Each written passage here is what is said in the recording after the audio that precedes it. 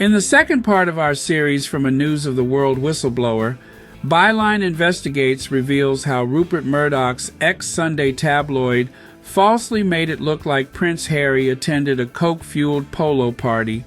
The story is relevant because the Duke of Sussex is currently suing the publisher of the News of the World and the Sun for targeting him and his mum, Prince Diana, using illegal news gathering.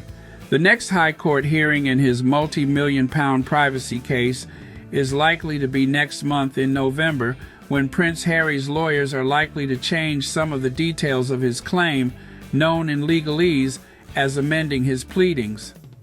Today, an ex-News of the World reporter reveals how the pressure from editors above forced her to go beyond the pale. However, unusually, this former journalist, who wants to remain anonymous, secretly fought back and began to sabotage stories in order to save her sanity, salve her conscience, and protect her moral code. In effect, she became a one-woman resistance movement at the Death Star, the name that was given to the News of the World's notoriously sinister newsroom at Murdoch's Fortress Wapping London HQ, as it was then, on the banks of the Thames. If you had told me at the start of a beautiful summer's day in Warwickshire, investigating a possible link between a phone mast and cancer, that this would be a pivotal turning point in my career, I wouldn't have believed it. I was feeling good. I was going to investigate claims that a disproportionate number of women had developed breast cancer since the erection of a large mobile phone mast in their village. I was to interview them, look at the evidence they had gathered, and see if the paper might publicly back a campaign to get it taken down. I felt positive. For once, the might of the paper had the chance to make a positive difference to people's lives. However, after only an hour or so spent talking to women eager to tell their stories, my mobile rang. It was the news desk. "We need you to get to Gloucestershire ASAP." "But I'm in Warwickshire doing the story about phone masts and cancer." "Forget about that. We need you on something much more important. It's about Prince Harry." I knew then that there was no arguing. Prince Harry was currently at the top of the paper's agenda, having recently been exposed for alleged underage drinking and smoking cannabis, a story I had nothing to do with. And frankly, I didn't really want anything to do with this one. Yes, he was a prince, but he was also a boy who had lost his mother at a tender age and had to deal with his grief in the spotlight of the media. Hadn't he and his family been persecuted enough? But my personal opinion didn't matter one iota. It was not my job to write in my voice, only the paper's. After hanging up, I sighed and went to make abject apologies, poor excuses, and probably hollow promises to follow up at a later date. Jumping in the car, I hightailed it over to the Cotswolds, where I met a fellow reporter who filled me in. Princes William and Harry would be attending a party at their local polo club that night, where there was certainly going to be alcohol and most likely drugs. We had been instructed to get into that party, come hell or high water, and it stood to reason that a male and female posing as a couple would stand a better chance than a lone male. Our brief was as follows: get tickets to the comic polo on bikes in the afternoon, blag our way into the evening after party, watch our subjects like hawks, and swab the ladies' and gents' toilets for traces of drugs. If all went according to the paper's entirely unrealistic hopes and plans, the evening would culminate in us catching Prince Harry with a rolled-up 10-pound note shoved up his nose, snorting coke off the stomach of an underage aristocrat. It was absurd, but here we were. After an afternoon spent watching toffs, to use tabloid parlance, including Princes Harry and William and Zara Phillips, now Tyndall, on bicycles with polo sticks, a slightly bizarre activity to behold. All it took was a little chutzpah and a flash of our tickets from the polo, and we were in the after party. I'm unclear what I had expected from a royal party: tuxedos, waltzes, champagne, but I know what I hadn't. I felt like I'd traveled back in time to a school disco, complete with cheesy DJ, flashing lights, and a sticky floor. Granted, at my local comp, there weren't quite so many loafers, cut glass accents, and royalty, but the basics were the same.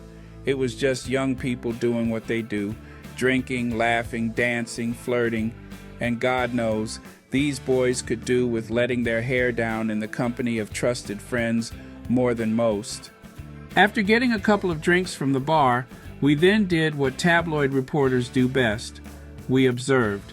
Prince William, just out of his teens at the time, maintained a low profile, chatting to friends, drinking mineral water, and politely fending off the occasional drunken girl, while Prince Harry, then aged 17, acted more like a typical teen.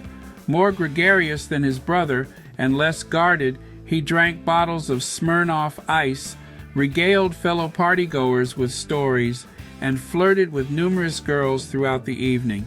This included a blonde girl who sat on his knee for a time before accompanying him round the back of the clubhouse to sit in a red Volkswagen Golf under the discreet but watchful eye of his minders.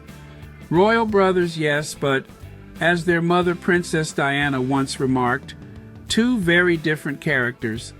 After taking in the party and the princes for a while, it was time for the key part of the paper's master plan, swabbing the toilets. My colleague had been to W.H. Smith earlier in the day to buy sellotape, clear plastic sheets, and labels. Our instructions were to use the sticky sides of strips of sellotape to press against any surfaces that drugs might be taken on, tops of loos, shelves behind them.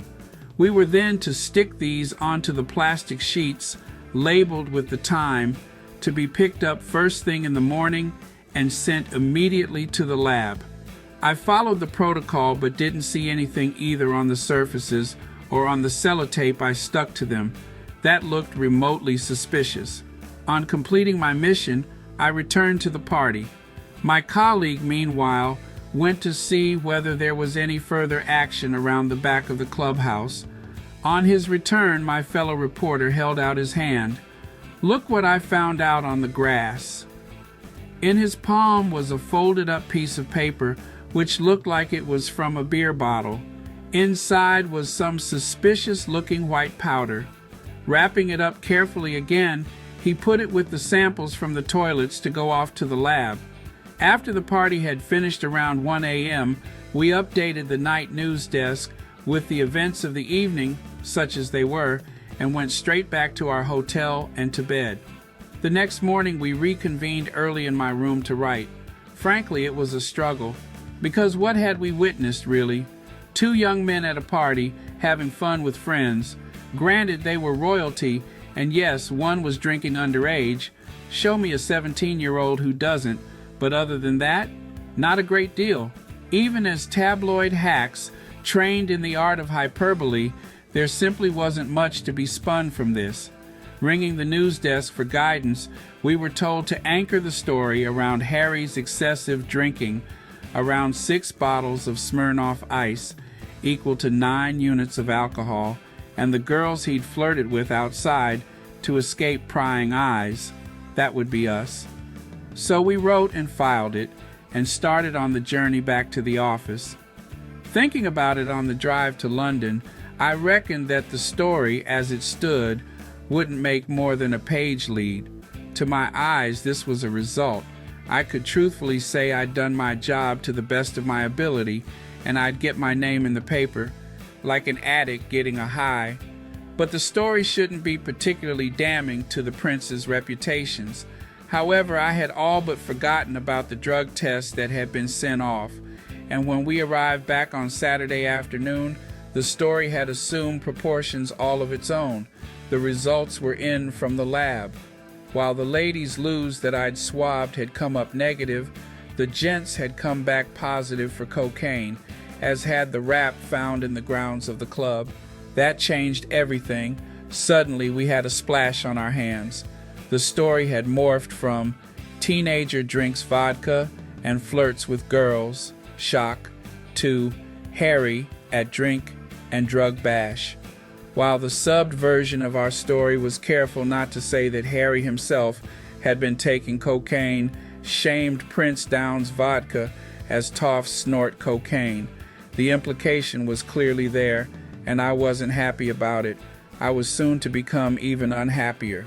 While the story was being finalized, ready for press, one of the news desk messaged me and my colleague and asked us to meet him downstairs. Looking at one another, we raised our eyebrows, shrugged, and got up to go. Downstairs, our boss gave us a serious look. "You did wipe down the surfaces in the bathrooms before the party last night, didn't you?"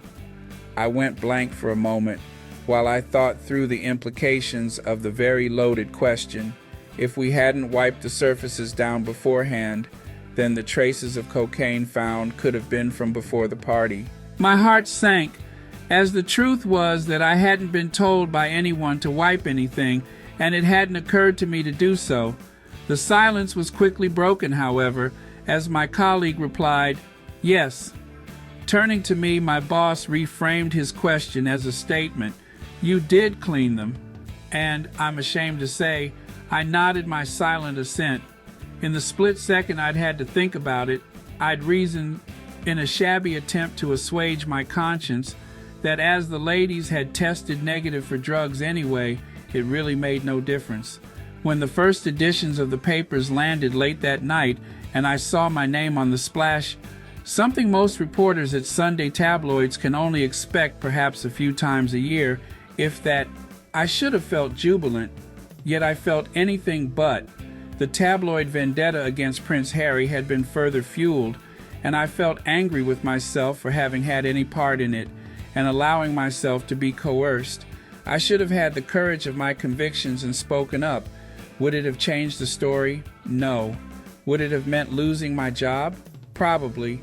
But I should have had the integrity to do it anyway. Consequences be damned. Over the next week or so, my feelings of unease grew. I'd been in the job over 2 years, and I was finding it increasingly difficult to square with my conscience. Each week seemed to present a new ethical dilemma to be reckoned with. It was exhausting, and I didn't feel I had it in me to fight any longer, so I quit, agreeing to work out my 3-month notice period. In the immediate aftermath, I felt relief. My family and friends were fully supportive of the decision, and I hoped to take some well-deserved time off before getting a job at a nice broadsheet or in publishing. And yet, infuriating, maddeningly, flatteringly, as my 3 months were nearly up, the news editor took me to the pub. Over double whiskeys and vodkas, he told me what a valued member of the team I was, how far I'd come and could go, how he didn't want to lose me. Would I please reconsider? And I'm afraid to say I did. I'd become institutionalized. I hadn't even looked for, let alone found, another job to go to. The news of the world was, by then, my world. I had a love-hate relationship with it, but like a romance you know is doomed, but you still can't let go of. I couldn't quite bring myself to leave, and so I made a pact with myself. I would stay, but it would be on my terms.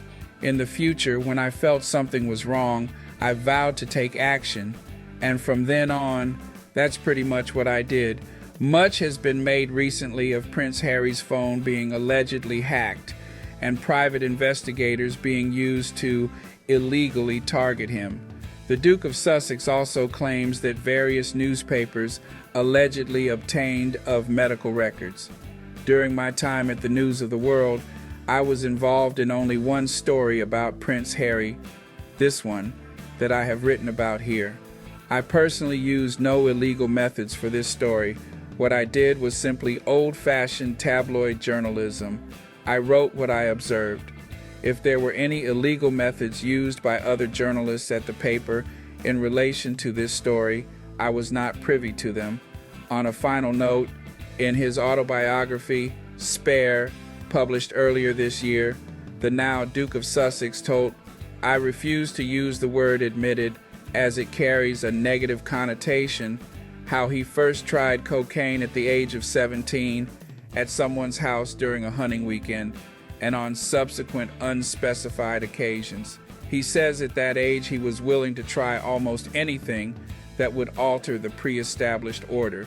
So did Harry take cocaine at the polo party? Only he knows that. But when all's said and done, what business was or is it of ours anyway?